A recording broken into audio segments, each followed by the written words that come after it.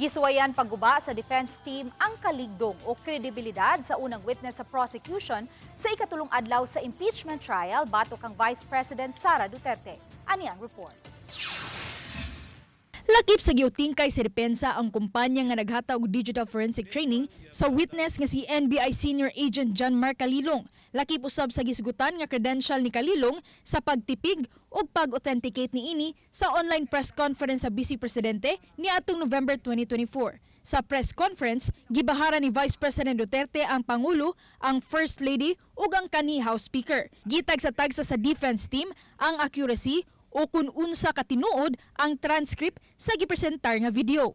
Gibarugan ni Calilong nga sakto ang transcript ug adunay bahin niini ang dili maklaro. Gipangutan ni Senator Judge Alan Peter Cayetano si Calilong kung matawag ba nga ang usa ka conditional threat ang pamahayag sa bise. Apan gitataw ni Calilong, the threat is absolute. Maana may gikontratang killer o wala si Duterte. Susama sa nangaging mga adlaw, init ang debate sa habig sa defense o prosecution team sa pagpadayag sa ilang mga punto atol sa trial. Gipagawas usab sa defense team ang ebidensya sa online presscon, hilabi na sa higayon nga nahimong emosyonal ang Chief of Staff ni Duterte nga si Attorney Zolieky Lopez.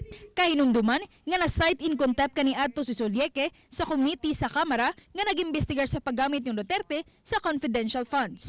Nahimong emotional sa online presscon ni atong higayon si Zolieky tungod sa pagpabalhin kaniya sa Women's Correctional sa Mandaluyong City, kumpiyansa ang depensa nga nahimo nila ang tumong nga mauntingkay ang kredibilidad sa unang saksi sa prosecution.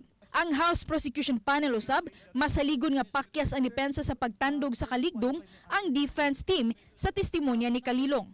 Ako si Orchids Lapingkaw, Balitang Bisdak.